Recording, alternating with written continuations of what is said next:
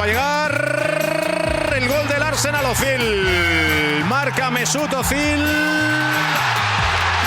Se mete a Aubameyang aquí.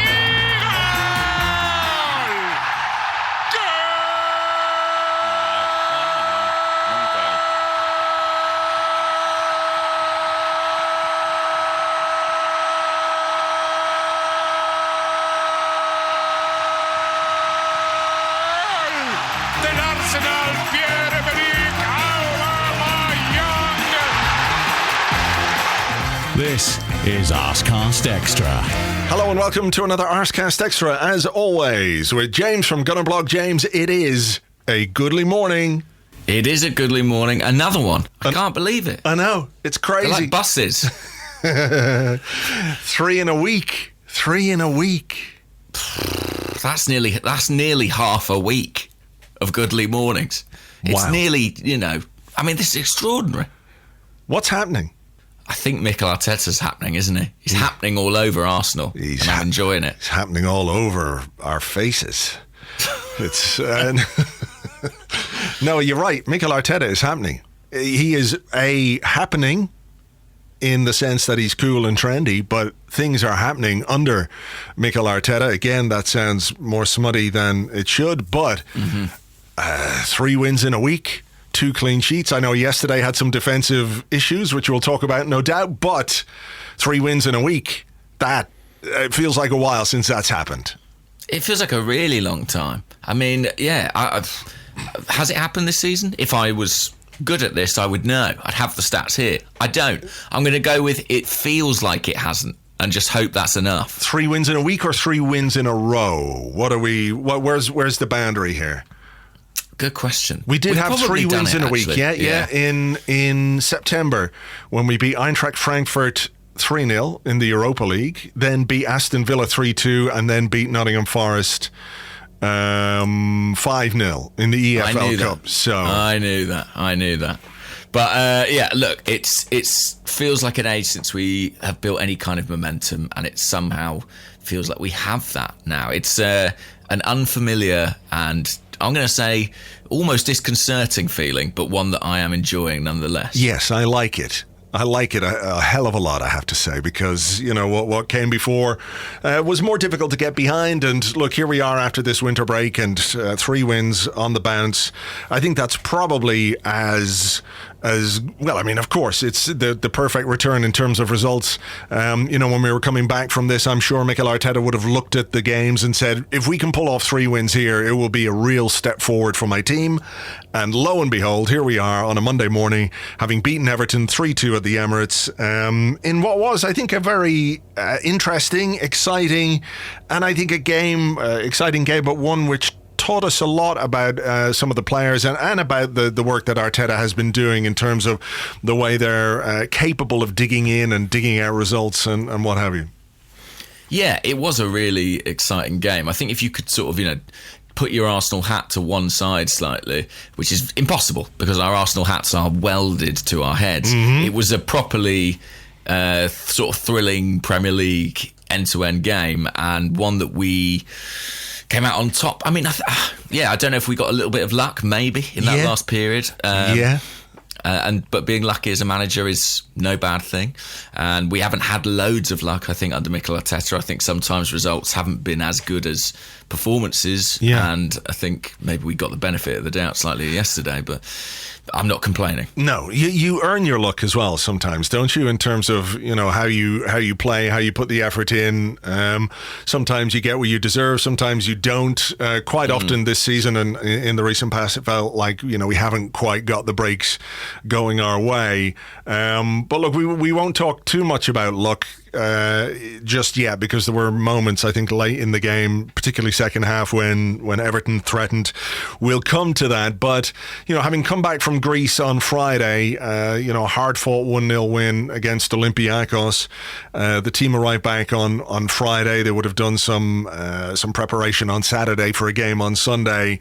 I think Arteta spoke before the game. He said, look, we've played once in 15 days, whatever it might be. The reality is, though, we were facing a team who had 2 weeks off and who were fresh and rejuvenated. Their batteries were recharged. And the reality of our situation is that, without making excuses, it is something a team has to cope with. A European away game on a Thursday and then you're playing on a Sunday. It is a physical challenge, and I think that was probably evident in the first part of the game, where I think Arteta would have banked on us starting relatively slowly, or at least trying to take some time to get into the game. I don't think he would have planned for the for the opening that we got. Just before we get into the goal, any issues or surprises with the team selection for you? Not especially. I mean, I quite like this idea of giving Eddie Nketiah time in the Premier League. I think that maybe Mikel Arteta's looking at Alex Lacazette and thinking he's not necessarily looking like a guy you want to play 2 games a week, or can physically go through that. And I think it makes sense to give Nketiah game time, having brought him back. I would have raised an eyebrow about the absence of Martinelli from the squad entirely. I didn't manage to glean why that was. I know he's a young player and maybe it's just rotation, but I was surprised he missed out entirely on the whole thing. Other than that, I'm just trying to think. No, Kolasinac for Saka. I mean, it seemed apt time to give Saka a rest. I mean, obviously it didn't pan out like that at all, as we'll no doubt discuss.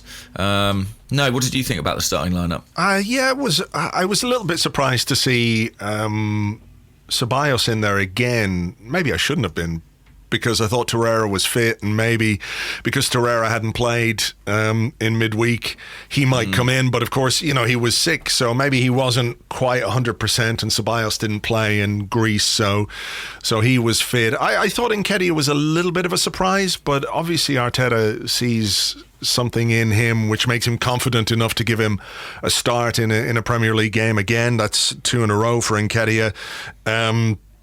Beyond that, no, there were no real surprises in the starting lineup. I suppose the most surprising thing about the opening part of the game was the way Kolasinac defended for that free kick. That was bizarre, wasn't it? It really was bizarre. And I saw some people kind of leaping to his defence, saying, well, he's sort of pushed into the box, but he just doesn't need to go with that man. And the nature of the offside trap is that he should just, if he wants to run in behind and be offside, you've sort of got to let him. And there's a freeze frame of it where, as the free kick is struck, there's a line of Arsenal defenders, and then Kolasinac, about 8 yards deeper. It's really, really, really weird, isn't it? It is, yeah. It's one of the basics. When you're defending a free kick, the defensive line, there's a reason why all the Arsenal players were in a line, because that's the way you do it. That's the way you organise yourself from a set piece. Maybe it didn't contribute massively to the goal, but it just sort of fed into that slightly chaotic start to the game that we had. The header wasn't won, and Calvert-Lewin finished very well. A lot of people talking about high foot, but I'm not sure about that. It was a high foot, but I think the attacker tends to get the benefit of the doubt in a situation like that. Yeah, it's one of those where, I'm not sure of how the law is supposed to be applied entirely, but I'm not someone who wants to see every bicycle kick or overhead kick disallowed, because those are great moments and great goals, and the fact that Luis nearly gets his head kicked off isn't ideal. And I think you do sometimes see those ruled out. But I don't have too many complaints personally. I think Luis probably could have done a bit better with the first header. But, I think he was still trying to recover slightly from his surprise at Kolasinac's positioning. Yeah. There's a lot of finger pointing going on after the goal, wasn't there? There was. Mustafi and Luis were certainly having words with each other. Look, I think Everton started brightly. Iwobi had a chance that he put over. I thought it was a bit worrying how open we were down the left-hand side in the early stages. And I think... I don't want to go to town on the guy or anything, but I think that's often the case when you play Kolasinac, that there are spaces where your left back should be that he isn't. Yeah, well, I think that's partly it. I also think in the early period of the game that Granit Xhaka, who has done a really fantastic job generally sort of covering that left back slot, there were a couple of occasions where he had pushed on a little bit higher.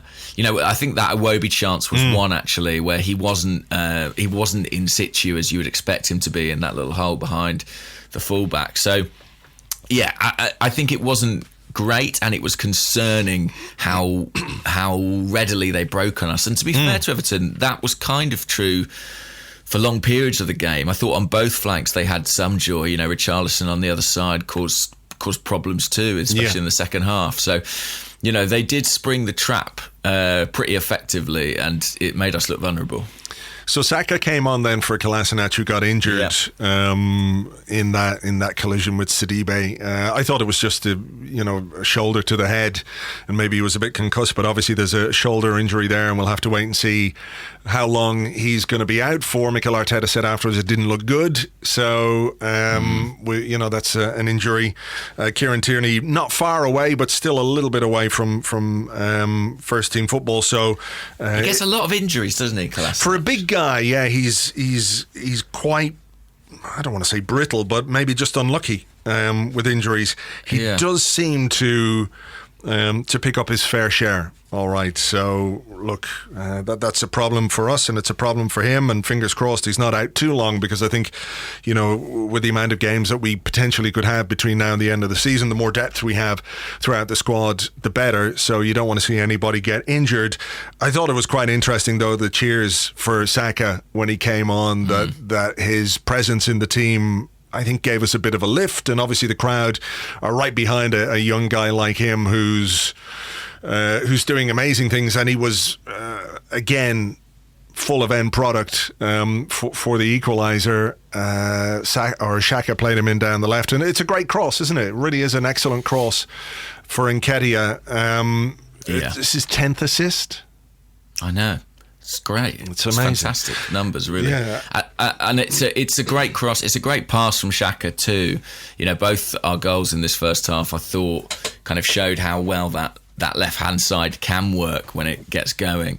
And the cross is brilliant, but I think it's a really good finish too. It's one of those where, you can't deny what an excellent ball it is, but I'm not sure any striker would have finished it quite as confidently as Nketiah does. Yeah, I think the focus will be on Saka for the assist, and it's like another notch on his footballing bedpost, if you like. But I think the movement and the run and the finish from Nketiah is worth a mention as well, because he got between the two central defenders. They had no idea where he was. So credit to him. After the game against Newcastle, in which I suppose he was a surprise inclusion in the starting lineup, given that it was his first Premier League start, and he did miss a good chance. He clipped one off the top of the bar. I think he justified his selection there. I think that will be a big moment for him, a big moment for Mikel Arteta as well, because when you leave an experienced player like Lacazette on the bench, you're open to some criticism if the if the young player that you put in doesn't contribute. But that was a big goal for us, and a big goal for Nketiah. Yeah, and it's fine to be emotional about that, Andrew. If you want to have a cry about it, that's okay. It was a lovely moment. And I thought it was a real show of faith, actually, from Arteta to stick with Nketiah, because he was fine against Newcastle, but he missed a pretty gilt-edged opportunity. And it wasn't a game that massively suited him in terms of sort of playing a team in low block, very compact. This game was more open. He was more involved. I thought he generally was better. I also think, aside from the goal, he has hit the bar twice. He was really unfortunate with that one in the second half that he sort of curled off the inside of the post of the bar. And, but for a couple of inches, we could be talking about a guy with 3 goals in the Premier League in 2 games, and I think suddenly you're looking at a guy and going, wow, this incredible, extraordinary impact. So it's really fine margins at this level. And I know that's what top competitive sport is about, but I think he is making an impact. And crucially, just with that goal, with that confidence, if there is a game, be it in the Europa League, be it in the Premier League, where we're chasing it and we throw him on, I do think that will do him the world of good, just having that confidence to say, well, I know I can do this at this level. Yeah, I was going to ask you, does that give you a bit more confidence in him, the fact that, okay, look, he fluffed his lines against Newcastle, and I think he was quite unlucky with the one yesterday, because he had to get it over Pickford, who was quite close to him, so he had to loft it. Yeah, it was a really good effort. does that give you a bit more confidence in him and a bit more confidence in the decision to select him? Because I think, his all-round game probably isn't quite there yet, because he is still very young and very inexperienced. And when you're playing as the striker and your job is to hold it up and to link play and everything else, I think there are things that he will learn and develop with more game time. But when it comes to his positioning, his movement in the box, I think from scant service, he's had some good opportunities. Yeah, I think that's true. I mean, his movement is excellent. I think the emergence of Gabriel Martinelli has kind of impacted upon people's perception of Nketiah a bit, because Martinelli was with us all season and scored so many goals and made such a extraordinary impact, really. I think people have sort of decided, well, maybe Nketiah's not quite at that level. But I think Arteta definitely sees a lot in him. He wouldn't have brought him back from Leeds. He wouldn't have kept him in the squad. He wouldn't be selecting him in these Premier League games if he didn't see something there that he thought was worth persisting with and worth working with. So I think we have to be encouraged by that. And, it's not a free hit, the Premier League. There's a lot to play for, but rotation makes sense, given that we have to sort of hedge our bets across several competitions at this point. I think there's going to be more opportunities for him in the remaining months of the season. I think we look at rotation as something that is designed to give players a rest. The other side of rotation is that it allows you to give players a chance, and it helps create this competitive environment that if someone like Nketiah comes in ahead of Lacazette and doesn't produce, then people might say, okay, well, that's par for the course for a 20-year-old, but he's come in, he's scored some goals. Does it put a rocket under Lacazette's arse for the next time that he plays? Does it give Nketiah more confidence the next time he plays? I think it does. And I think the greater depth you have in your squad, the better. So there is obviously a need to deal with fatigue and heavy legs and to keep players as fresh as possible for difficult games. But also there's the element of competition. One man who never gets rotated, though, is Pierre-Emerick Aubameyang. And the quality of his finishing and the quality of him as a player, I don't think is in question. You might ask if we give him the kind of service week in, week out that's commensurate with his finishing quality. I'm not sure that we do. But yesterday, is one of those goals that looks so simple, isn't it? David Luiz took the ball out of defence. Everton backed off him. There was not enough. If I was looking at that from an Arsenal point of view, you'd be asking why is nobody closing down the central defender? Why is nobody blocking off that passing lane? But in the absence of that from an Everton point of view, it was a very good pass from Luiz. And the finish, even though he had Nketiah outside him, there was no question in my mind that he was going to go for goal himself. Yeah, it's one of those where Everton have let the centre-half have it and walk it up to the halfway line, but it's not just any centre-half. It's one of the better passing centre-halves in the league, and it's a really good ball again from Luiz. Aubameyang, though, his run is so intelligent. The way he kind of ducks inside, then goes in behind to make sure he stays onside. The composure in the finish, I mean, it's an easy comparison, isn't it? But it was very, very much a Thierry Henry goal in that inside left channel, opened his body out, right foot into the far corner. It was very, very, very easy on the eye. And in that period, I thought we were really good, actually. Having recovered from a shaky start. Yeah. Some of the stuff we were playing in that period where we took the lead was really, really excellent, and this was probably the cherry on the cake. Yeah, I think Arteta said that, didn't he? For about 60, 65 minutes, they played how I wanted, So a dodgy start, you react to the dodgy start, and then and you go ahead. The equaliser, I don't want to point fingers at anyone in particular. I do think Leno, though, probably could have been a bit stronger for that one. Yeah, I mean, I almost wonder, I don't know what you think, but I haven't seen it back enough times, but when I first saw it, my instinct was, could he have come earlier, almost for the first ball? He makes a forward motion as if he's going to come, I think, and then doesn't. He stays on his line. And then when it drops between him and Richarlison, I think he does have to do better. I mean, it seems churlish, doesn't it, to criticise him given the nature of his overall performance. But I think, he will look back upon that as an error generally. Yeah, I think so. I'm just watching it again here. It's a long way to come, but I think some keepers would. I don't think he's that keeper, though. That's the thing. No, it's some... Oh, yeah, you mean like come and punch it when Mustafi misses the header? Yeah. I'm just watching. Yeah, maybe. Even then, I think when the header goes backwards, I think he's spreading himself to try and block it. In fairness, look, I do think it's one of those that he will look back on and think, yeah, he does come forward, but not quite with the right amount of aggression. I suppose there's a question like, does he want to get Richarlison studs in his chest? I think he probably should.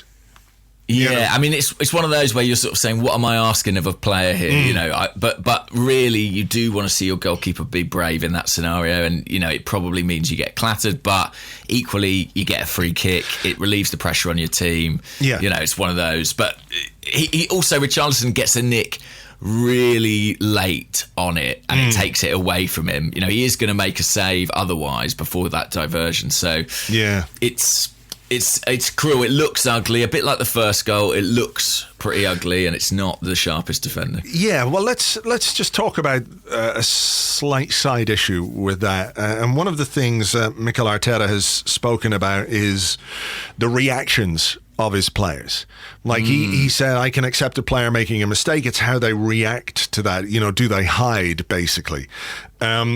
He used Mustafi as an example for the Chelsea game when Mustafi made that mistake, and then he praised his reaction and his performance after that in terms of, you know, his commitment, his desire to win headers. I think we saw yesterday, Leno, maybe he didn't view it quite as the mistake that we might have as fans. I think he said afterwards on TV, I was a bit unlucky and Richarlison was very lucky. So maybe he doesn't quite view it in the same way. But in terms of the reaction that we got from him in the second half, he was outstanding. He was absolutely outstanding to that. You know, to prevent Everton, he made some big saves. He swept up. He was a bit more dominant. He was more aggressive in the air. And I think the same also applies to Dani Ceballos. Now, I'm not sure what you thought about this, but my perception of the opening 10, 15 minutes was Ceballos gave away the free kick, which led to the goal. And I think that had a negative effect on him in that his passing wasn't quite right. I think he was trying a little too hard to make up for what he perceived to be that mistake for giving away that free kick. You know, you can't put the defending on the goal down to him, but maybe he could have tackled better, etc., etc. But I thought he, as the game went on, really grew into it. You know, so he had a shaky 10, 15, maybe 20 minutes after their goal went in. But after that, I think he played with a huge amount of confidence. He sort of overcame that whatever skittishness that got into him after the opening goal, and reacted really well. And I think that's a very positive sign that players who either make mistakes or feel like they've somehow let the team down in a way are playing with their heads up. They're not letting their heads go down, and I'm sure that's to do with what Arteta is demanding of them, but it's good to see it on the pitch when it happens. Yeah, my overriding memory of Ceballos in this game will be that period where I forget when it was, but was it first or second half, when he made like a sort of crunching tackle and the crowd reacted like it was a goal, basically. And there was a little sort of few minute period around them where he put in several challenges, actually, that I was kind of like, here we go. You know, now he's getting into this game. I think you're right. It was a relatively slow burn for him in the early stages, but yeah, players are responding. Leno could not have responded better to what happened, and whether he thinks it was a mistake or not, the way he conducts himself the rest of the game was brilliant. And players' reactions are important to Arteta. I'll be interested to see, you know, I'd be interested to know what he made of the reaction to the first goal. People turning around blaming each other. I'm not sure he would have liked that necessarily, but yeah, it's one of those. Well, look, I think communication is the thing. You know, it's not like players are pushing and shoving. I think when you concede a goal like that, you have to talk on the pitch and talk as a team as to like what the fuck went wrong there, who was doing that. I do think there's an element of like balance between like, okay, what's happened here? How can we make that better? And somebody saying that's your fault. You should have done this, that, or the other. There was a moment of that. I think late in the second half. Remember the Calvert-Lewin header header that went just wide. Yeah. And I think he beat Mustafi to the header, and Mustafi turned around and was like giving out to somebody. I don't know who exactly. But, it's normal, I think, when something goes wrong on the pitch to discuss it and to talk about it rather than just sort of forlornly make your way back to the centre circle. So yeah, you're right. Conceding just before halftime is always a pain, but if there's a wicked way to offset that, it's scoring immediately in the second half, or scoring very early in the second half. I think it was 25, 26 seconds. Ozil playing Pepe down the right, Pepe's cross, Aubameyang's header. Did you have the stat on your video? I think I watched it earlier. Is that where I got it? That it's only like his third header? And they've all been since Arteta took over. Wow. Yeah, I think one was against Chelsea in December. Oh, yeah, and then yeah. 2 in the last 2 Premier League games. Wow. Interesting. That is suddenly scoring headers. That's, yeah. Well, I don't know quite how that happens. I mean, is it just a bit of coincidence, a bit of luck, or whatever it might be, just the way the chances are falling to him? But it's a bit odd, isn't it, that a player never scores a header for you and then he scores 3 as soon as a new man takes over? Well, I think a lot of it has to do with Pepe, if I'm honest, and his delivery from the right-hand side. He created the goal against Newcastle and this goal in this game. And, because he's always going to sort of check back onto that left foot, I think it creates a good angle for a cross. To that opposite flank, and Aubameyang's there and scoring goals. I mean, he scored goals for this head at Dortmund. I think he scored 25 odd headers in his time at Dortmund. So it's it wasn't unheard of for him to score a headed goal. It's not quite a sort of Thierry Henry scenario. I know he got the odd couple as well, but it is interesting that he suddenly started scoring with his head. Very welcome. I mean, he'll score goals any way they come, I guess. Yeah. We had some real momentum there, and I was looking at the game thinking, now would be a great time to make the most of the pressure that we have. Yeah.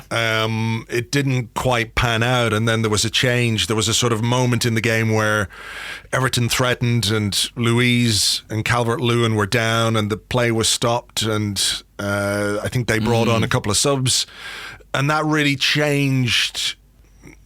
If not the momentum, it kind of took the wind out of our sails a little bit, where you're looking at a team hoping they could score the next goal, and then looking at a team and hoping they wouldn't concede it. Did you notice that change, or I did, yeah. I also think in the last half hour, Everton got Gomez back and they got him on the pitch, and I think he was actually probably the best player on the field in that last half hour. Like he suddenly they were progressing through the midfield better than they had been, and I think they smelled a bit of blood. I think Arsenal looked like a team who's played 3 games in a week against a team who hasn't played for a fortnight, and there was a bit of legginess there. Arteta looked to freshen it up. He brought on Torreira and tried to give a bit of stability in the midfield, but I think Everton will reflect on that last period of the game and think we really should have taken one of those chances, Yeah, there were moments, weren't there, where we were probably a bit slack, a bit ragged. I think that had to do with, how leggy we were and the fatigue.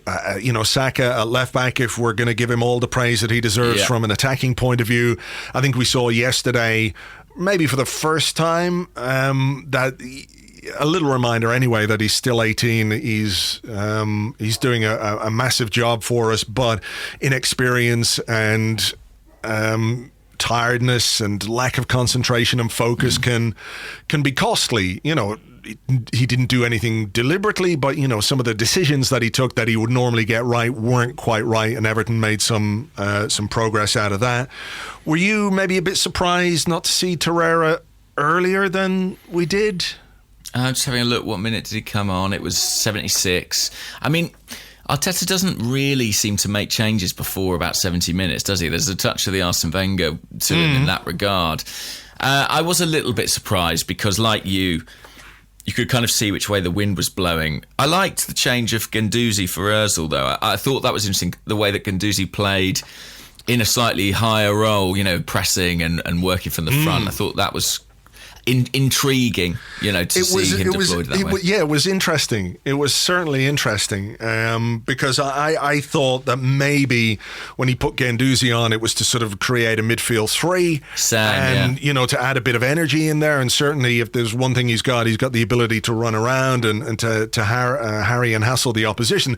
I didn't really expect him to be pressing the goalkeeper. Or being the furthest man forward and a couple of times quite easily bypassed, when you think, okay, maybe we could just be a bit more solid, a bit more compact. The Nketiah chance came from that kind of high press, though, as well. Yeah. He put Pickford under pressure and he played a poor pass, and that's where that chance came from. So maybe that was part of the plan, but it was a little bit of a surprising one.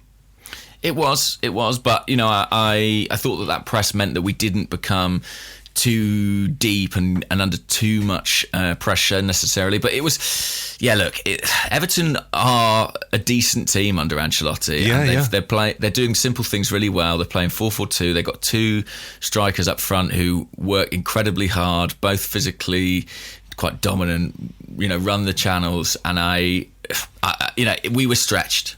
Stretched. I mean, how many shots did they had 17 attempts to our 9 over the course of the game. So, the XG, I think, had them on top. But I think thanks in large part to, Aubameyang's expert finishing, but also Bernd Leno, we came through. And I think it will have really pleased Arteta that we were able to dig in and see that out. Even when we weren't necessarily at our best. I think you're right to highlight Saka. He has been outstanding, but he looked a bit short yesterday. And Arteta did intimate there was a little bit of a problem with him pre-game, so maybe there was a slight fitness issue there too.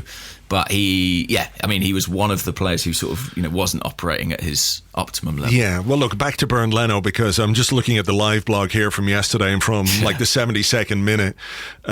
There's that big save that he made from Calvert-Lewin where I think Xhaka was playing him onside, out on the left-hand side.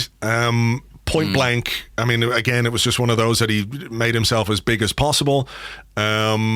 There was another good save, I think, from Richarlison. There was a chance for Calvert-Lewin when Richarlison played a low cross. I don't think he got quite enough contact on it.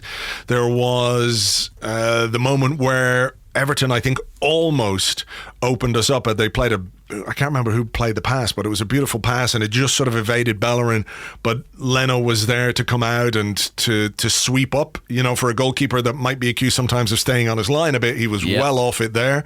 Let me see. There was that other one, the Calvert-Lewin header. That was a weird passage of play because they got a corner. I don't know if you watched this again, but they took it quickly, and some of the Arsenal players aren't even aware that the corner has been taken. They've got their back to play, so just I think tiredness and focus and concentration are things that are hard to maintain, and you're in the 93rd minute, it's your third game in 7-8 days. It is hard to do that, but it can prove so costly. Even just switching off for 2 or 3 seconds can be the difference. Yeah, he's still making saves for us. I mean, it became one of the damning stats of Emery that Leno had made more saves than other Premier League goalkeeper. But at this stage, he's still second, in that table. And he has kept us in games. I mean, in the first part of the season, he was absolutely outstanding, and he had to be on so many occasions. I think he's been brilliant this year, and I love that moment where he came off his line. I think he's all right coming off his line when the ball's on the ground. He's happy enough sweeping. It's just when the ball's in the air, he's a little bit more reticent. But I think that's a small price to pay, really, given the nature of the Premier League, the way it's changed. I think the demands on you as a goalkeeper are different now, and he is very much that sort of modern idea of a keeper. And a massive performance for him, and in a big week for him as well, because obviously Arteta picked him in Europe too, which was, I think, shows how important he considers him to be. I just sort of have one little doubt in the back of my mind about Leno, and what's that? It's just that maybe he's the kind of goalkeeper who's brilliant when you're a team that's under a lot of pressure, but when you're a team that's looking to dominate, perhaps. And it's just a nagging doubt in my own mind, and I hope I'm proved wrong by this, and I agree with you. I think he's been absolutely brilliant this season. I just have a suspicion that maybe if you're the kind of team that's dominating games, he might have an issue there. I don't, I can't put my finger on it, and that's, it's just something that's in my own head. So we'll wait and see. We'll wait and see with him. But look, credit to him yesterday. He was absolutely brilliant in the second half, and played a massive part in us taking those 3 points. Yeah. It'd be interesting to see that. I mean, if and when we are a dominant team consistently, if that ever happens. Yeah. Until true. Then, we'll stick with him, I think. Yeah. Okay, so up to ninth. Up to ninth, and only 4 points off fifth, which could, of course, be the marker for Champions League this season. Yeah, it could be. I mean, my optimism about that sort of fades every time I speak to any lawyer about it who says, nah, no chance, they'll weasel out of it this season. But look, I mean, it's great. It's great to have a bit of upward trajectory at last. I think that kind of all we can do is win our games, isn't it? That's all we can do. Accumulate points and hope other things pan out in our favour. Yeah, I mean, where would you stand on this one in the whole, well, look, we did win games under Emery and not play particularly well, and people said, well, that's a problem. We're not playing well. The metrics, the stats don't really add up to progression here. But I think what we've seen in the last week is a team which had developed and had made progress under Arteta, but wasn't able to take the next step, and that was to go and win games. I can look at what we did yesterday, and I think we can all look at what we did yesterday and say, well, that could be better. And, the goals that we conceded were really poor, that there's still something ingrained within the fabric or the DNA of this team or this club even, that we are capable of conceding the most ridiculous goals in ways that you can't possibly imagine, right? It's still there. I think that's something that's going to take some time to go away if we ever truly get on top of that. But I can't help but look at this as a really significant week for the players, for Mikel Arteta, because we've won 3 times in a week. We've made progress in terms of results, and that's what we've needed to do. I think it will be the kind of week in which he's learned a lot about his players. I think the reaction at the final whistle, I don't know if you saw the TV coverage or have seen it since, but Arteta, when the final whistle goes, puts his arms in the air. Dani Ceballos comes off the bench and he's got his arms in the air and he's delighted with how things have gone. There's a big embrace between Arteta and his staff, his coaching staff. Then he's sort of high-fiving with the players. There's a big hug with Mesut Ozil. He has hugs with Lacazette and Reece Nelson, neither of whom played. Gabriel Martinelli comes off the bench, behind the bench, where the players who don't play sit, and he's there. And Pablo Mari is there. The players on the pitch are high-fiving. I think there's something building within the club, within the squad. He's tried to forge this concept of togetherness, and the interview that he did on Match of the Day 2, where he's talking about how he's, the minimum standards that we have to set at this football club. If we don't have those as a baseline, we've got no chance, is what he said. We've got no chance. So it's about getting the buy-in from everybody around him, and it looks to me that he's got it. And that's a hugely positive thing, because it's evident not only in what he says, but in what he does, but also in what the players are saying and what the players are doing on the pitch. And the results are there to back that up. Absolutely. And you need results to sell that idea and sell that vision to the players. And I think, the club went away for 2 weeks and they were in Dubai for 5 days or whatever it was. And they would have been looking at this 7 days as a kind of mini project of its own. They would have been looking at those 3 fixtures in a week as soon as they get back, Newcastle, Olympiacos and Everton, and saying, let's try and take, maximum, not points, but results from those. And they've done it. And I think that those celebrations at full time were kind of indicative of that degree of satisfaction in, we've got this job over the line. And obviously it continues. We've got another second leg against Olympiacos in a few days' time. But I think to come back from the break and do that, and to keep clean sheets in a couple of those games as well, will have encouraged them to score more goals. This was 3 goals in this game, 4 against Newcastle. We hadn't been doing that regularly. I think there are, but before the break, we were all saying we're not scoring enough goals. We've got to change the attack. What are we going to do? Suddenly we've come back 7 goals in 2 Premier League games. So I think Arteta will be really deeply satisfied. And yes, you're right to highlight that this wasn't a performance against Everton where we necessarily deserve to take the 3 points. I think there is debate about that. But I think you have to look at it in context, and you have to look at it at the end of a slightly gruelling period and a week where they didn't travel. They didn't even get back to London until Friday evening. You know, I think that was a bold choice from Arteta, and he got the result, so he'll feel he's rewarded there. Yeah, that was, a very interesting idea, and one which paid dividends. I mean, we don't know quite what the benefits, are, if this is going to work on a long-term basis, or how often we might have to do this, depending on who we're playing in Europe. But I think, there was a lot of thought behind it, because it's like, well, what can the players eat after the game? Yeah. Can they eat properly if they're on a 4-hour flight back to London? No. I mean, they can have, decent food because, that's within the capabilities of a big football club to do that. But, is it better to just sit down, have a meal, have a proper night's sleep, and get up and go again the next morning? I mean, It sounds so logical. I'm amazed we haven't done it before. Yeah, it's really interesting. And it's kind of anathema in football. I mean, I mentioned it to Lee Dixon the other day, and he was like, well, they're flying back the next day. Like, people aren't used to that. But when you think about it, it makes so much sense. I mean, the sleep thing presumably is massive. Sleep's a big thing in sport at the moment. And the fact that, they stay over, they get a proper full night's sleep rather than flying back and arriving at like 3 a.m. at an airport. I mean, and then having to go home, and then you're in bed at whatever, 5, 6 in the morning, and you're having it seems infinitely more sensible, doesn't it? It really does. It really does.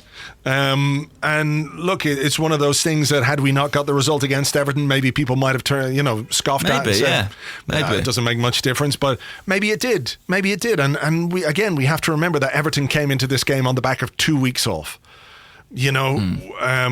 You can talk about rhythm, and you can talk about momentum and all of those things, which of course are important. But when it comes right down to it, if you're playing your 3rd game in a week and you're playing a team that hasn't played in 2 weeks, there's just going to be an element of physical power with the other team that you can't match. So, I think in the context of the week that we've had and everything else, yesterday was a massive win. A massive win. And sure, we got a little bit lucky along the way, but that can happen. That can happen. It can go against you, it can go for you. Thankfully, it went for us yesterday. A big 3 points, and I think it's one from which Arteta, the players, and everyone can take a lot of positives, and it helps build this confidence that seems to be exuding. Because I had this feeling, James, in my mind about this game, because of that context, because of the travel, the European thing, and Everton's freshness, at some point we're going to have a little bit of a setback. That's inevitable, isn't it? We're going to have a game where it just doesn't work for us, or things don't go our way, or we just can't. We can't dig out a win like we did yesterday. And I'm sort of prepared for that, because I think it's normal, and it's going to happen, and we're going to have to deal with it. I just sort of had it in the back of my mind that yesterday might be that day, and I'm so delighted that it wasn't. So and it could have been as well. And also, I think that our perception of Everton is like, well, Everton at home, that's a game we should win. But on form, they are one of the stronger teams right now, and I think. I think we only leapfrogged them, did we? Or they're kind of on similar points to us this season. So I think getting that win against them is a big thing too. It's a big thing too. Sure. And look, Spurs lost this weekend. All good. The dream is alive. More VAR nonsense in that, but we won't tie ourselves down with a discussion on VAR. We will, though, take a break right here and come back in part 2 with your questions and more right after this.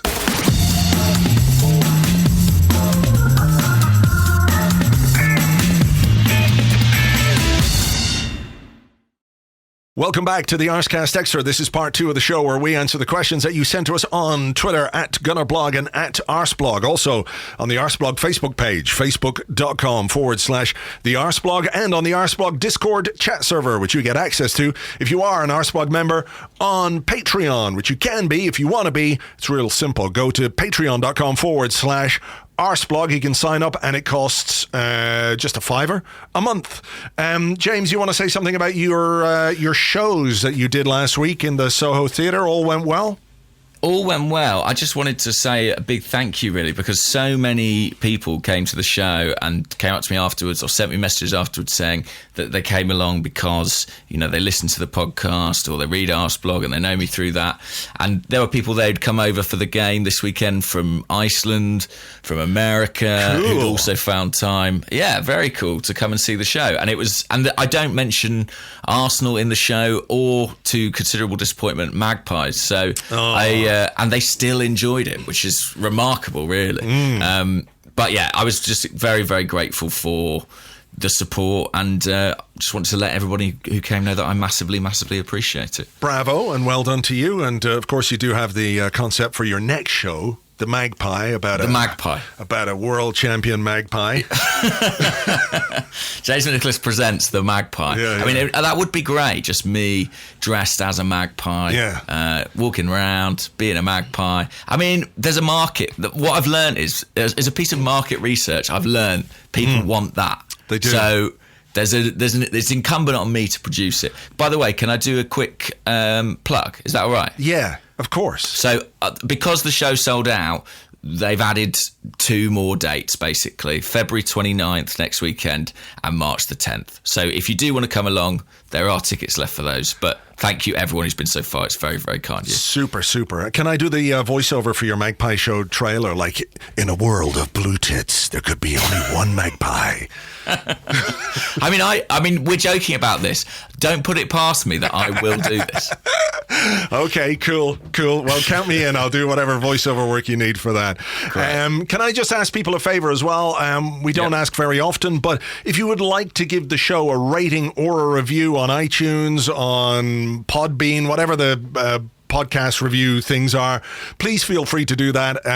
Your reviews are great. They give us a bit of a boost in the charts, which helps the show reach more people. If you don't want to do it, it's fine, but if you do want to do it, that would be great, and we thank you very much indeed for that. James, can I start with the questions? Would you mind? No, yeah, of course. I've got a couple here. Let me see what way they opened up. But, okay, let's start with this one from, where is it? It's from Clive, at Clive PAFC. He says, good morning. Good morning, Clive. Good morning, Clive. He says, let's talk about what's happening at right back. Also, Sam, who's at SK_Arsenal, says, are either of you starting to become slightly worried regarding Hector? I completely appreciate he's on his road to recovery, but it's been a few games now and he looks a shadow of himself, though maybe I'm being a bit harsh. And Curtis Murray, who's at Tortoise Murray, says, is it time to start asking the Bellerin question? Looked sluggish against Newcastle's pace and was completely missing at right back for most of yesterday. Clearly not fit enough yet to be starting every week, but Ainsley Maitland-Niles is nowhere to be seen.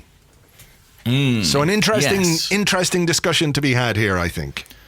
There is. What did you make of Bellerin's performance yesterday? I thought it was notable how often he was inside or cut inside when we had possession. Yeah. And again, much like the Guendouzi thing, I can only assume that is the instruction from Mikel Arteta. Oh yeah, I would think so. You know, he's yeah, it was noticeable. Now, I know we saw it with Maitland-Niles before, didn't we? This tucking in to become like a third midfielder, an auxiliary midfielder. So it's not necessarily something new, but I just thought it was quite stark seeing Bellerin in positions on the pitch yesterday where you don't normally see him. So, I think he had some troubles with Richarlison, but I think that's true of lots of players. He didn't stand out to me yesterday as someone who was really struggling. I do think he's a little way from his best, but I thought his performance against Newcastle was encouraging. And I also think and I know you probably can talk a bit more about this in terms of the cruciate thing, because you wrote a big piece about it last week, so I'm sure that will come up in the discussion. I think we have to maybe look at the productiveness of Pepe in the last few games and the presence of Bellerin. I think the two combine well. So Interesting. I think there's something stirring there, and I'll accept that Bellerin is not at the level where he was, and I think he's still some way from full fitness and full power. But I feel really confident about what Mikel Arteta can do with Hector Bellerin. I do too, actually. I think it's really interesting, isn't it, to look at this team, and you look at it, and even yesterday in our goals, you go, well, there's a big left-sided bias for the most part, especially in the first half. 2 goals down the left channel, and so much of our attack has been down that side recently. But you look at who's playing there generally, and it's a teenage winger at left back and a striker at left wing who doesn't really want to be there. And at the right-hand side, you've got Bellerin and Pepe, both playing in the roles you would expect them to want to play, who are both, brilliant players. And yet that's not our strong side necessarily. I just think that's kind of curious. But I think I've seen Bellerin sort of criticised a bit for not overlapping Pepe and getting beyond him enough. And I 100% think that that's instruction. I really, really think that he's being told, like you say, to join in with the centre-halves or the central midfielder, so that in possession we're in that sort of 2-3-5 or 3-2-5 shape. And I think it also means that there's a bit more cover behind Pepe, if he does lose it trying to dribble past 2 blokes or 3 blokes, as he sometimes will, inevitably, it means we're not as caught out. I think that physically Bellerin does look a bit short to me, and I don't mean his height. I mean, I think he's not what he was athletically, and I think there was a bit of concern about that even prior to his injury, because he had the ankle problem, and I think his sprint numbers weren't what they had been in terms of just the sheer speeds he was able to reach after that point. And now he's got the ACL thing to contend with, and I think that although medically he may be fit, although physically he may be fit, maybe there is still a degree to which he's closing that gap psychologically. But he can be run at the moment. If you want to knock it past him and go, as Richarlison looked to do a couple of times, you can, and that probably couldn't have been said at Bellerin at his very best a couple of years ago. Bellerin at his best or Bellerin at his fastest? Both, yeah. Well, yeah, maybe there's both. a distinction. Do you know what I mean? Yeah. That as a young player, maybe his pace, which was astonishing. I can't help but think about that. Was it against Swansea? Where he sort of chased and overtook a guy from like 40 yards behind him to clear him off the line like years ago. I mean, it was just like, what the fuck? But maybe I don't think he's probably maybe he's never going to be that quick again, to be honest, but maybe that's not in itself a huge issue. Look, I think as you develop as a player, you can offset some of that. If you're just totally reliant on pace as a player, then I think you've got a problem, because when the pace goes, you've got nothing, and we've seen that with players in the past who decline very sharply when that goes. The mitigation, of course, for Hector is the ACL injury, which is only a year ago, just over a year ago, and it can take longer than a year for a player to recover properly from that injury and make their way back to full fitness. He's had another injury problem thrown in as well. I think he had a bit of a hamstring problem, didn't he? And, there are various things which have not quite put a fork in his recovery, but, they've delayed it, and they've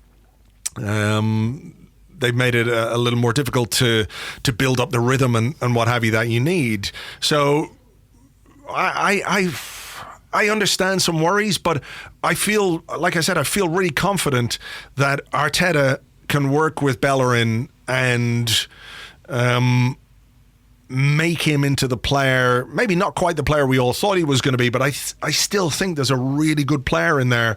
And I just feel like Arteta is the right guy on an individual level to get more out of Bellerin, particularly within the systems that he puts in place and the way that he asks his fullbacks to play. Yeah, I mean, I would go further and say I think Arteta can get something out of Bellerin, but it's not going to be the player we maybe envisaged. You know, when he broke through as this overlapping, electric-paced fullback, I think, you know, maybe that's not what Arteta's going to look to do with Bellerin. Maybe he's going to look at his technical quality and say, this is someone who can help us as much on the inside as the outside. This is someone who can be, you know, one of those fullbacks, a bit like Man City have used, who tucks into midfield and helps us build the play from that position. I think that might well be the case for Hector. And if that is, so be it. You know, so be it. I don't think that's necessarily a problem. What I do think is interesting is, given, you know, I think we both are on the same page about Hector's physical problems, you know, especially as he's still coming back from this big injury, which I think you can't underestimate what kind of impact that has on somebody. Yeah. What Arteta's choosing to do with his other options at right back, I think, is interesting. You know, Ainsley Maitland-Niles seems to have fallen out of the picture entirely. We've seen Socrates there on a couple of occasions now. Cedric's obviously been brought in too. What do you make of sort of the bigger picture at right back? I guess it depends on what happens with Cedric. Will we sign him on a permanent basis? You know, given who his agent is, I don't think that would be a big surprise, would it? If he was brought in on a permanent basis in the summer, because he would be free also, am I right? I mean, yeah, he would be a free transfer. Yeah. I mean, are you surprised by the degree to which Ainsley Maitland-Niles is just sort of not part of that conversation anymore? Yeah. Because I remember sitting here when Arteta first took over and he played the first 2 or 3 games, and we'd had the discussion about Ainsley Maitland-Niles before, hadn't we? About what sort of a player he was going to be, and maybe right back wasn't his position. And then we saw him in that system under Arteta do well. You know, he has all the physical attributes that you need for a player in that position. Like, you look at someone like Maitland-Niles versus someone like Socrates, and you know, not that they're chalk and cheese, but you can see how one would be much more at home doing the hard running that you need to do as a fullback than the other. So I am surprised that there hasn't been, or that he's fallen by the wayside quite as quickly as he has, or quite as far as he has. You know, the fact that we brought in a right back rather than just sort of say, okay, well, look, Hector's coming back. We've got Ainsley Maitland-Niles. He can do a job there. If needs be, I can play Socrates there. You know, let's wait until the summer and assess our options at right back and get in a player either to compete for the first team place or, you know, provide solid backup or whatever. But he's pretty quickly gone into the market for a right back. So whether something has happened, whether it's just a case that he doesn't rate Maitland-Niles, I really don't know. But it is a surprise to me that it's gone this far as quickly as it has. Yeah, it feels to me like he maybe just doesn't rate him. I mean, I do remember, even when we were saying Maitland-Niles was doing well at right back, there were a few kind of classic Maitland-Niles sort of lapses in concentration where he would kind of pass the ball loosely inside and it would be intercepted. And I do remember seeing Arteta pretty annoyed on the sidelines about that. And I do wonder how much that weighs into his consideration. I don't know as well if Maitland-Niles' own attitude to playing in the position is a factor. I mean, I flagged this on Twitter, and I might be reading something into nothing. I fully accept that. But there were some quotes about Arteta talking about Saka the other day, and he said, it's from Arsenal.com, and it says, Arteta says that Saka's attitude has been spot on. He's learning that you are able to adapt and that you are able to sacrifice for the team and you don't use excuses. If you are moved to say, okay, now if I do not play good, I have the right excuse because this is not my position. It's the complete opposite. Try to learn, try to pick things up straight away and try to be more productive for the team.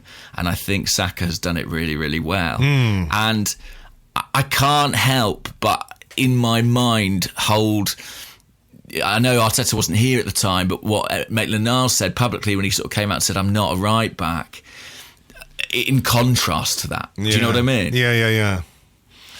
And it might be something of nothing, but, whatever the case, it doesn't look good for Ainsley Maitland-Niles. I think he was out of the matchday squad entirely again, was he, yesterday? Yeah, but then, we're at a point, aren't we, where we've got this squad now. So was Martinelli. So was Martinelli. So was Rob Holding. So was... who else? Somebody else. Pablo Mari, I guess, Pablo technically. Mari. So there are a few players who just did not make the squad, and I think that's going to be an inevitability because of how big the squad is right now and how healthy it is. I'm sure some players will fall by the wayside when it comes to injuries and what have you, but we'll see.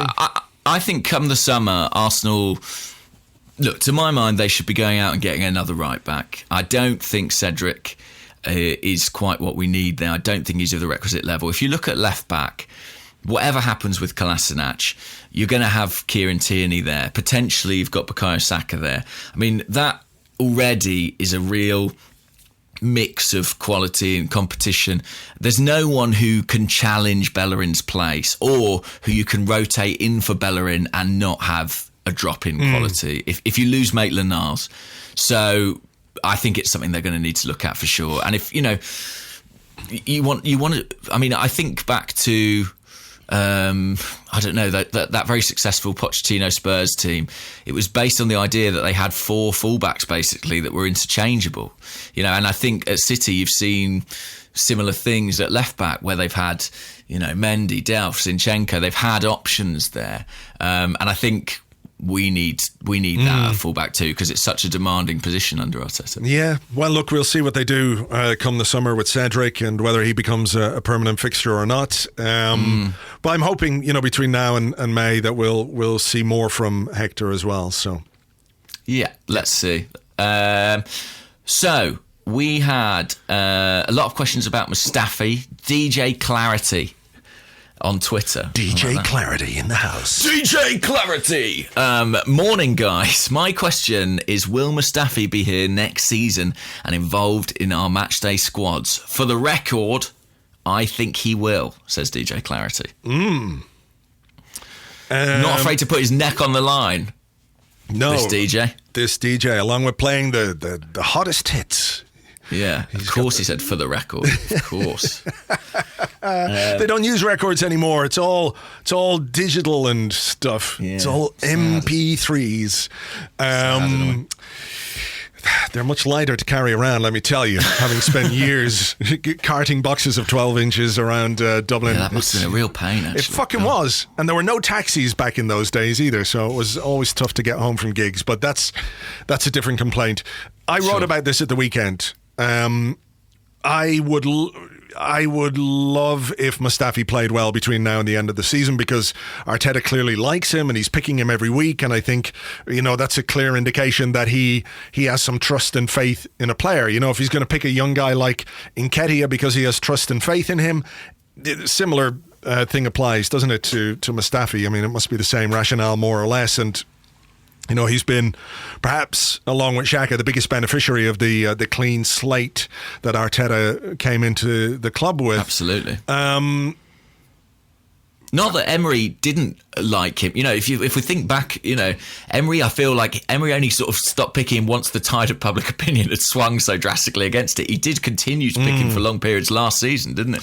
He did. And, I think this sort of redemption of Mustafi is great for him, but it could be great for Arsenal in the sense that we had a very what's the word I'm going to use here? We had an asset that was diminishing in value week by week, to the point where it was almost inconceivable that somebody might pay money for Shkodran Mustafi in the transfer market. You know, we wanted to get rid of him in the summer, and clearly the offers weren't there either for the club to sell or for Mustafi to go with himself. You know, I think if come the summer he's on the market again, there'll be some clubs willing to take a chance on him because of the way that he's played. You know, I can't shake the feeling that something is gonna happen.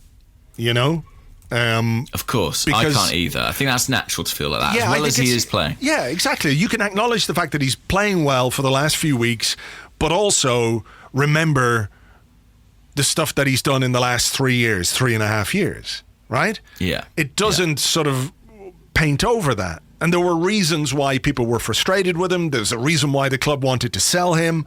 You know, many reasons, in fact, that we saw on the pitch. So, like, good for him, and credit to him for being professional and for keeping his head down and working hard and taking his chance and not kicking up and not making a fuss. And, I really liked the interview that he did earlier in the season. I thought it was a very open, honest interview.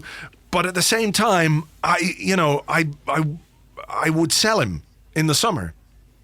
I would. I think we need to move away from some of the players who have been part of a past which isn't one that we all want to remember.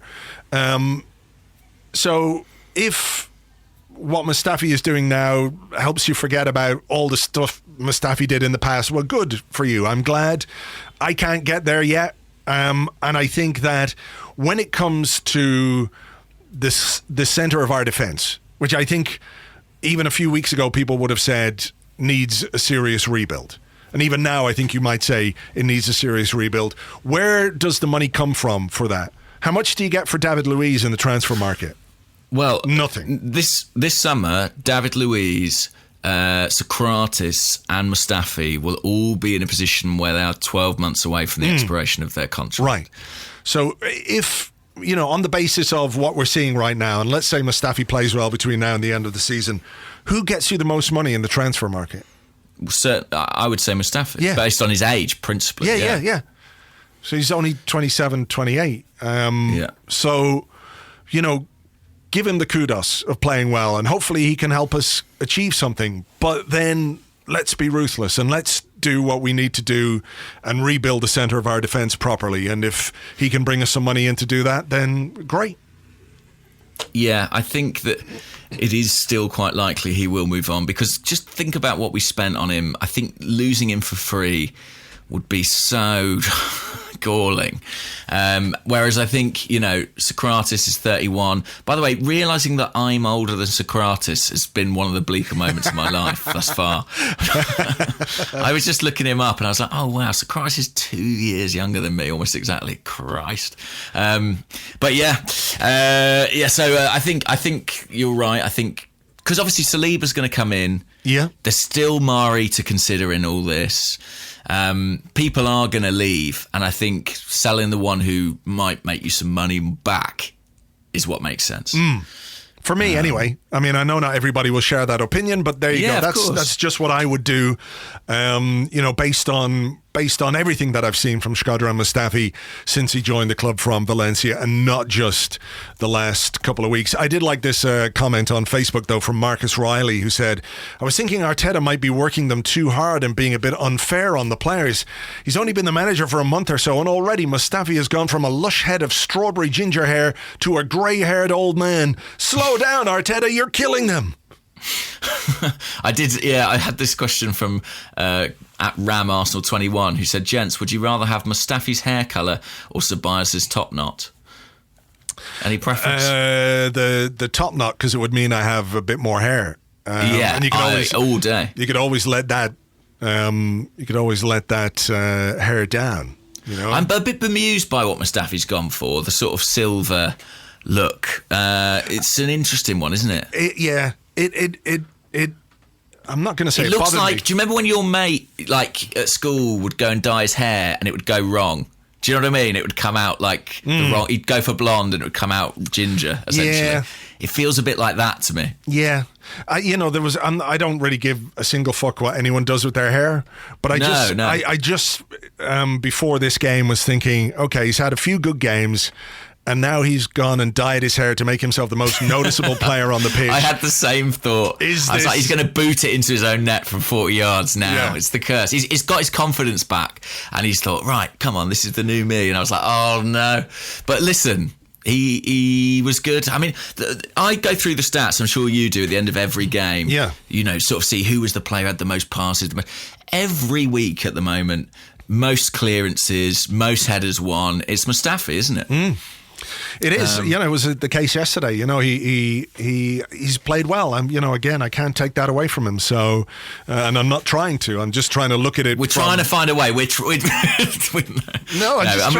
Trying to look at it from an overall point of view rather than just the short term. And the thing is, Mustafi, prior to Arteta's arrival, was in a funk unlike anything he'd been in his entire Arsenal career. He was at a point where even the stuff he used to do well, he was not doing well. Like, his distribution was terrible, his confidence was low. Now we've got something a bit like the Mustafi we had when we first signed him, which is someone who looks, within games, pretty solid and pretty effective. The question is, do they still have that capacity for self-destruction? I would venture probably yes, and that's what keeps me on the edge of my seat. On the edge of your seat, in terror. For the wrong reasons. Yeah, for all the wrong reasons. Is it my question or? I think yes, it is. Yeah. Couple from Discord. Johnny B AFC says, if we manage to get Champions League football, do you think Aubameyang / Lacazette or both would stay? And Henry Powell asks, with Lacazette being out of favour and Aubameyang's good run of form, can you see the former being the more likely departure this summer? Well, I'll tell you one thing. Arteta's fully on the charm offensive with Aubameyang, isn't he? Yeah, I mean, he's laying it on thick. Factor 50 from Arteta. I mean, he is in his press conference every week, he seems to be saying Aubameyang's our most important player, he said yesterday, and we want him to stay, etc., etc. I mean, he wouldn't be making those moves, I don't think, and singling out an individual in the way that he is unless he thought it was in question. Do you think there's a case to be made for a new contract for Aubameyang? I know it's a hypothetical and it's a very difficult one as well because, he's 31. There is interest in him from big clubs. We've seen Barcelona sign some guy who sounds like he's an extra on Coronation Street. Sure. Yeah, it's quite funny. Former Middlesbrough striker. Yeah. Martin Braithwaite, yeah. In a weird, that's a ridiculous rule that they were allowed to make that signing. It's absolutely absurd what they were able to do. But come the summer, they must look at Aubameyang and think, there's a guy playing in this team who could score us 30. He could be the next Martin Braithwaite, is what they'll be thinking. That's exactly what they'll be thinking, yeah. That would be a very attractive proposition for a player like Aubameyang. There's Real Madrid as well, a club that he's always wanted to play for. So there are going to be a lot of offers, I think, on the table for Aubameyang, given his contractual situation. Is there a case to be made for giving him a new contract, given how important he is and given the popularity of the player, how many goals he scores for us, his consistency, all of those things? Or do we have to be realistic and say, he is 31, we're not playing, assuming we're not making the Champions League, we're not playing Champions League football, we do have to rebuild. Our only option is to take the money that we get from another club and reinvest that in another striker. I mean, where do you stand on that? Like, would you back a push to keep him and to pay a player of 31 years of age the kind of wages that he would like to have, that he would be able to demand given the circumstances? It is a complicated one. It's a really difficult one, actually, and because he is playing exceptionally well and he looks incredibly fit. He he's in remarkable condition and doing a great job. I think with a really heavy heart, because there's a big part, sort of the fan part of me is like, he scores goals, I like him as a guy, I just want him in the team.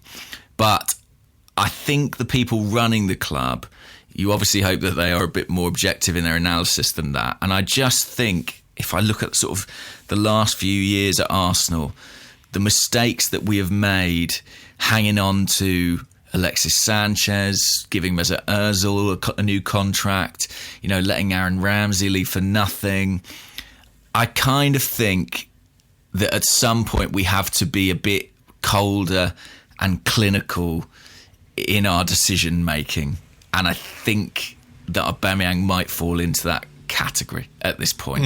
It makes me feel sad and concerned as I say it, but I just think if the opportunity is there to make money on him now, I think the obligation on us as a club is to take it and spend it well.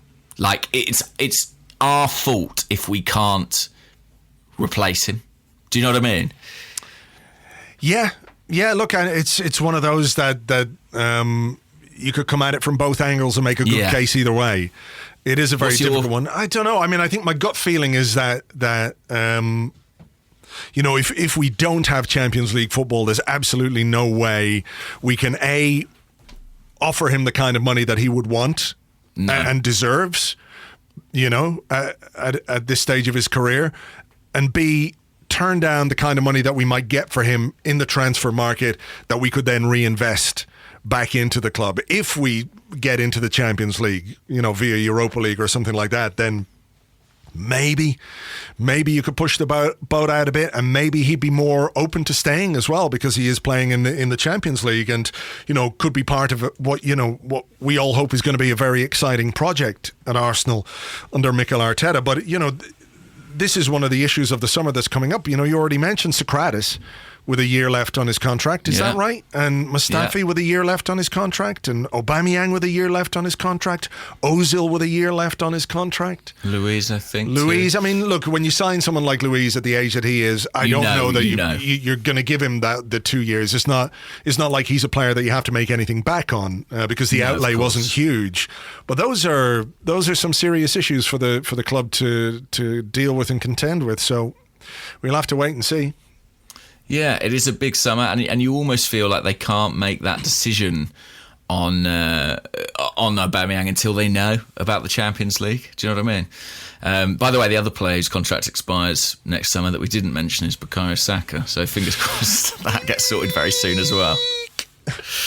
Yeah. By the way, I liked this question on the Discord, and obviously we're just fans, so hard for us to know. But let me find it. Hang on. So, yes, everyone was kung fu fighting on the Discord. Said, can you think of a fitter player to ever play for Arsenal than Aubameyang? That's a really good question. Yeah. Every time I see him do the celebration, I get a little... Of course. Because I just wait for the one where he lands and his knee goes... But in terms of his availability, his consistency and everything else, he's remarkable. He really is a fucking machine. I mean, he's, I think, our player of the season by some distance. The goals that he scores are obviously so important, but, the fact that he's there and he can play in pretty much every game. That was something Arteta talked about, wasn't it, in the post-match interview about, convincing him he could play 3 times in a week. And I can't remember the exact quotes, but... Yeah, he said, and he spoke a lot about, first I had to discover if he had the physical capacity to do the job. Then I had to see if he wanted and was willing to do it, and he's answered on both those counts, basically. I mean, I'm trying to think. His ability to repeat sprints, to play as many minutes as he does, he doesn't get rest, really. No, he never very rarely comes off, does he? No. I can't think of anybody. Nobody springs to mind immediately there have been players who've been very athletic or have covered a lot of ground. Some's quite surprising. I mean, Ray Parlour, for example, always looked incredibly fit whenever he was on the field. I always thought just like his engine was unbelievable. Jesus, I'm just looking at the stats for Aubameyang here, right? Yeah. Apart from when he came on against Standard Liège, in both the Europa League games, did 90 minutes against Frankfurt in both games, 90 minutes against Olympiacos. In the Premier League, 90 minutes. The only Premier League game, apart from Everton away, maybe he came off against Everton away, did he? I don't remember that, but was Crystal Palace when he was sent off. He does 90 minutes basically in every single Premier League game. Mm-hmm. And the only rest he's had is because of the red card. Of course, because I was going to say the FA Cup, but he was actually suspended for that game. And against Bournemouth. Yeah, the only other game that he didn't play 90 minutes in, the only Premier League game he didn't play 90 minutes in was the 0-0 draw against Everton, and he was replaced with about 12 minutes to go by Lacazette. Gosh, Freddie's last game, yeah. Wow, I mean, that is just unbelievable, isn't it? I mean, I said yesterday, I think Leno's in with a shout for player of the season. I think he's been brilliant as well. But, I mean, yeah, Aubameyang is just an extraordinary athlete. And look, if I say I think the club should kind of sever the ties this summer, it's not with any relish that I say that. I think he's been exceptional. It's a real Hobson's choice, Yeah. It really is. It's unpleasant. But yeah, credit to him. I mean, he's doing a terrific job. Well, look, let's have a look ahead to Thursday. Will he get arrested then? DJ Stanners says, given the players look another tired yesterday... DJ? What's going on here? Everyone's taking it up now. It's so easy now, it's digital. You'd have to carry the records. Just need a fucking laptop. Yeah. What sort of team would you field against Olympiacos? Would you go a strong team and then rest the first team against Portsmouth? Don't know if rest is the right word, but I'd certainly be playing a strong team against Olympiacos. It's only 1-0. I think we'll see... I think we'll see Lacazette, won't we? I think we'll see Lacazette. I think we'll see Pepe. I think we'll see Aubameyang. I wouldn't be surprised to see Ozil. I wouldn't be surprised to see a team not massively different from the one we saw yesterday. And then for Portsmouth, a bit more rotation like we saw in the FA Cup game when he put some faith in the kids, Nketiah starting, Joe Willock starting, there is room. We've talked about how players aren't being picked even in the squad because we've got so many options to choose from. So I think if you're looking at the two games in terms of priorities, which one is the most important for us to win, in the chase for what might be the most significant prize and reward this season, then it's Olympiacos. So you go strong for Olympiacos and you give some players a chance in the FA Cup game against Portsmouth. Yeah, I think that's about right. I mean, I'm interested in what happens in the middle of the park. I think that's where Arteta has kind of the most flexibility about his choices. James Bayliss on Twitter asked about that. He said Xhaka's role in the team is clear and Ceballos offers a link from defence to attack that Arteta is starting to use more frequently now. This does leave me nervous for Torreira's place in the team, which for me should be a certainty. Is he falling out of favour again? Look, it's hard to say, isn't it? It's, 1 week a player looks like he's on the outs and the next week he's back in, and Ceballos is the perfect example. Fast. He's the perfect example of that, where nobody expected him to start against Newcastle. He came in, played well, and maybe was helped a little bit by the Guendouzi thing, which was, the disciplinary thing that he was out of the team with. So that was a help to him. But then Torreira gets sick and he can't play, and maybe he's not 100% for yesterday's game. So he's rewarded for his good performance with another selection, and he played well again. So, why wouldn't he be picked? I think if you're looking to create a meritocracy, or if you're looking to pick a team based on who's playing well, then... that's something that the players have to contend with. Torreira, could start on Thursday for sure. And he looked in the first few weeks like one of the players who was benefiting a lot from Arteta, didn't he? And now, like, he hasn't been selected for a couple of games, and everyone's questioning, what his long-term future is. So I think we just need to sort of let these things happen and, make an assessment towards the end of the season when we can see how often somebody's played and what the shape of the team is and how well it performs with those various combinations. Yeah, fully agree. I mean, it is. I think the Torreira one is fascinating because he's one of those players, a bit like Maitland-Niles, who seem to start pretty well under Arteta and yet has slightly edged out of favour. It's not quite to the same degree. I mean, he's still using him within games. He's bringing him on quite a lot to help close out matches. But it just seems like he's sort of favouring the slightly more progressive passing style here and there. But yeah, look, I don't think Torreira will play on Thursday, but I think he will get game time, plenty of game time between now and the end of the season. Okay, interesting. We have one here. I think we should probably make this the last one because we had a bit of a delay in getting going with our recording, technical difficulties at my end. So it comes from Peter Linglund, and he says, during his celebration, who was Eddie calling? Well, my initial thought was probably Saka's agent to tell him, I've got some good news, mate. You can put the price up again. Yeah, I don't know. He started doing it, I think, on pre-season. I saw him say in an interview, this telephone celebration might have been a couple of years ago. And it's just stuck. It's just he does it all the time, the telephone thing. But yeah, Saka's agent was my guess. What about you? Carly Rae Jepsen. Sure. This is how he's trying to make contact. He's like, hey, sure. This is crazy. I'm Eddie Nketiah, so call me maybe. That would be great. Yeah. Imagine if every time he scored, they played that song. That would be horrible, actually. Be a lot better than fucking Sweet Caroline all the same, though. Ba, ba, ba. I think Sweet Caroline is slowly working its way into my heart. It's like, it's like sort of forced. It's forced upon me. Now I sort of have a sort of Pavlovian response to it. If it comes on, I'm like, oh, Arsenal. They've done it. It's worked on me. Oh my God. Well, they. This is what they want, isn't it? This is it. You know what it is? It's the Neil Diamond lobby.